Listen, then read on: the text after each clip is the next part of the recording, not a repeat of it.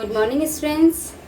Welcome to Shri Radha Vallabh Academy, class 10, subject Hindi, then part first, Surdas जी के पद।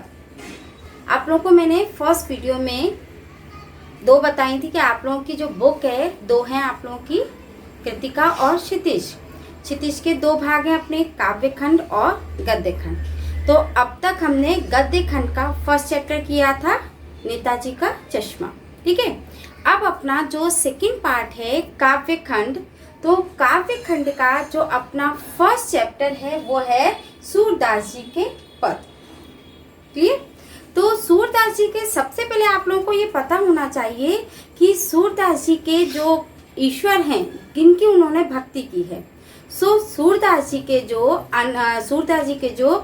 ईश्वर हैं, अनन्य भक्त हैं, वो कृष्ण के, कृष्ण जी उनके आराध्य देव हैं, उनकी उन्होंने आराधना की है।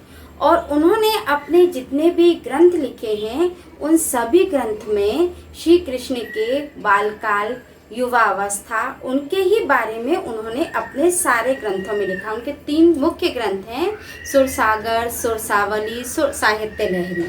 तो इन तीनों ही ग्रंथों में उन्होंने सूरदास जी के श्री कृष्ण के बारे में, अपने आराध्य देव श्री कृष्ण के बारे में लिखा है। तो हमारा जो चैप्टर है सूरदास जी का पद, ये सुरसागर के भ्रमर गीत के जो पद हैं उसमें से लिया गया है। आप लोगों को ये मालूम है कि बचपन में श्री कृष्ण देवकी और वासुदेव यानी कि कंस के कारागार में पैदा हुए थे। तो वहाँ से वासुदेव उन्हें वृंदावन छोड़ाते हैं। तो वृंदावन गोकुल में नंद बाबा क्या वो पलते हैं। उसके बाद जब वो युवावस्था में आते हैं, तो युवावस्था में जब उन्हें ये पता चलता है कि उनके जो पिता वासुदेव और जो देवकी हैं वो मथुरा में कंस के कारागार में हैं, तो उनको आज़ाद कराने वो मथुरा चले जाते हैं। तो वृंदावन से जब वो मथुरा चले जाते हैं तो उनके वियोग में जो गोपियाँ होती हैं जो उनसे प्रेम करती हैं, तो उनके वियोग में बहुत ज़्यादा दुखी रहने लगती हैं। तो वो मथुरा से एक उद्धव, पहले संदेश वाहक होते थे, ऐसा तो होता नहीं था कि फ़ोन कर दिया या कुछ भी मतलब संदेश भेज दिया। तो उस समय संदेश भेजने का जो माध्यम था वो व्यक्तियों के माध्यम से भेजा जाता था। तो श्री कृष्ण ने जो संदेश वाहक थे उद्धव, जिसका नाम था उद्धव, तो उद्धव के माध्यम से वृंदावन में गोपियों को योग संदेश भेजा था। तो उनको योग संदेश भेजकर उनकी विरह पीड़ा को कम करना चाहा था।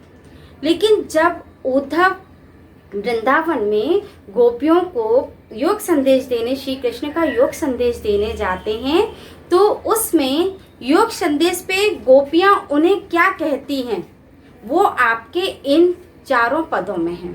ठीक है, लेकिन इन पदों की व्याख्या करने से पहले मैं आपको सूरदास जी के जीवन के बारे में कुछ बताना चाहती हूँ। कई बार ऐसा होता है कि परीक्षाओं में कवियों के बारे में भी पूछ लिया जाता है, तो हमें उनके जीवन परिचय के बारे में भी पता होना चाहिए। तो सबसे पहले हम सूरदास जी के जीवन परिचय के बारे में पढ़ेंगे, उसके बाद मैं आपके ये जो सूरदास जी के पद है उसकी व्याख्या धीरे धीरे करके बताऊंगी। ओके, अब हम सूरदास जी के जीवन परिचय के बारे में पढ़ेंगे। सूरदास जी का जन्म सन 1478 में माना जाता है। उनके जन्म के प्रति मान्यता है कि उनका जन्म मथुरा के निकट रुनकला या रेणुका क्षेत्र में हुआ, जबकि एक दूसरी मान्यता भी है, उसके अनुसार उनका जन्म स्थान दिल्ली के पास से ही माना जाता है। उनके जन्म के उसमें मतभेद है। ठीक है, महाप्रभु वल्लभाचार्य के शिष्य सूरदास जी अष्टछाप के कवियों में सर्वाधिक प्रसिद्ध हैं। वे मथुरा और वृंदावन के बीच गौ घाट पर रहते थे और श्रीनाथ जी के मंदिर में भजन कीर्तन किया करते थे। सन 1583 में पारसौली में उनका निधन हो गया।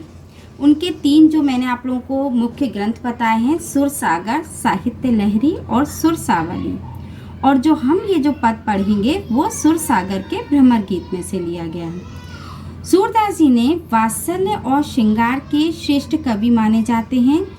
कृष्ण और गोपियों का प्रेम सहज मानवीय प्रेम को उन्होंने अपने पदों में प्रतिष्ठित किया है। सूर के मानव प्रेम की गौरव गाथा के माध्यम से सामान्य मनुष्यों को हीनता बोध से मुक्त किया, उनमें जीने की ललक पैदा की।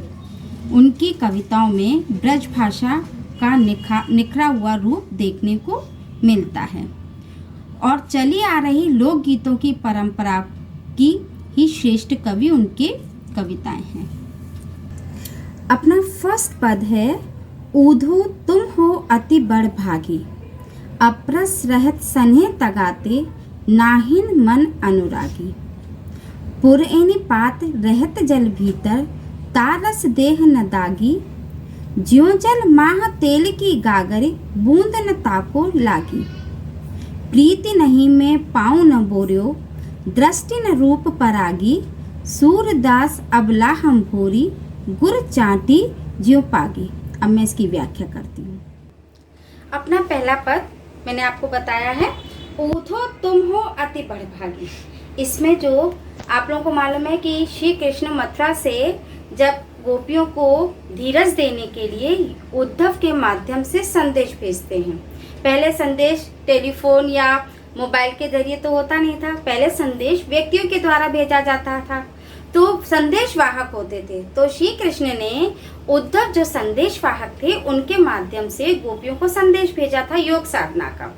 तो उस योग साधना के संदेश को सुनकर गोपियों को अच्छा नहीं लगा वो योग संदेश, क्योंकि वो श्री कृष्ण से बहुत प्रेम करती थी और उनके आने का इंतजार कर रही थी। कृष्ण आने की बजाय उन्होंने योग संदेश देकर उन्हें धीर रखने को कहा। तो उन्हें जब ये संदेश अच्छा नहीं लगा, तो उसी समय जब वो संदेश दे रहे थे उसी समय एक भौरा वहां से गया। तो उस भौरे को माध्यम बनाकर श्री गोपियों ने उद्धव को संदेश दिया या बात कही या व्यंग करा। इस तरह से उन्होंने अपनी बात को रखा। ऊधो तुम हो अति बड़भागी। उन्होंने कहा, उद्धव तुम बहुत भाग्यशाली हो कि तुम्हें श्री कृष्ण का साथ मिला है। अपरस रह सने तगाते, उनके साथ रहने के बावजूद भी तुम उनके प्रेम से अछूते हो, उनके प्रेम में लिप्त नहीं हुए। नाहिन मन अनुरागी, और ना ही उनके प्रेम में डूबे हो। पुरएन परत रहत जल भीतर। अब उन्होंने एक उदाहरण देकर कहा है कि जिस प्रकार पानी के भीतर कमल का पुष्प और उनके पत्ते रहते हैं, तो उन पत्तों पर उस पानी का कीचड़ या पानी बिल्कुल नहीं, कोई भी दाग धब्बे उन पत्तों पे नहीं होते हैं। उसी तरह से तुम श्री कृष्ण के साथ रह रहे हो, लेकिन फिर भी तुम उनके प्रेम में डूबे नहीं हो। ज्यों जल माझ तेल की गागरी। जिस प्रकार तेल के माझ यानी बीच में हम तेल से गागर यानी मटके के ऊपर जब हम तेल लगाकर उसको पानी में डुबोते हैं और फिर उसको निकालेंगे, तो उस गागर पे तेल पानी की एक भी बूंद नहीं रहती है। तो उसी इस बात का उदाहरण देकर गोपियां कहती हैं कि ज्यों जल माझ तेल की गागरी, बूंद न ताको लागी। जिस प्रकार तेल के लगे हुए गागर को जब हम जल में डुबोते हैं तो उस पर पानी की एक भी बूंद नहीं रहती है, उसी प्रकार तुम श्री कृष्ण के सानिध्य में रह रहे हो, उनके साथ रह रहे हो, फिर भी उनके प्रेम से लिप्त नहीं हुए हो। फिर गोपियां उल्हाना देते हुए अगली पंक्तियों में बोलती हैं, प्रीति नदी में पाँव न बोरे हो। अच्छा ही है, उद्धव को उल्हाना देते हुए कहती है, और अच्छा ही है कि तुम श्री कृष्ण के प्रीति यानी कि प्रेम में तुम उतरे नहीं हो, उनके प्रेम में तुमने पैर नहीं उतारा है, बोरा है। दृष्टि न रूप परागी, और ना ही तुम्हारी उनके मुख पर दृष्टि गई है। अगर तुम उनके मुख पे अगर तुम्हारी दृष्टि जाती तो तुम उनके प्रेम में मुग्ध हो जाते।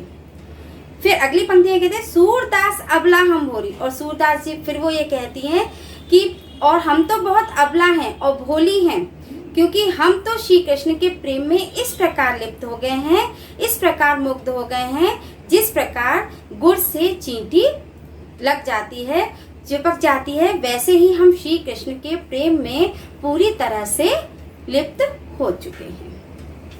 Thank you.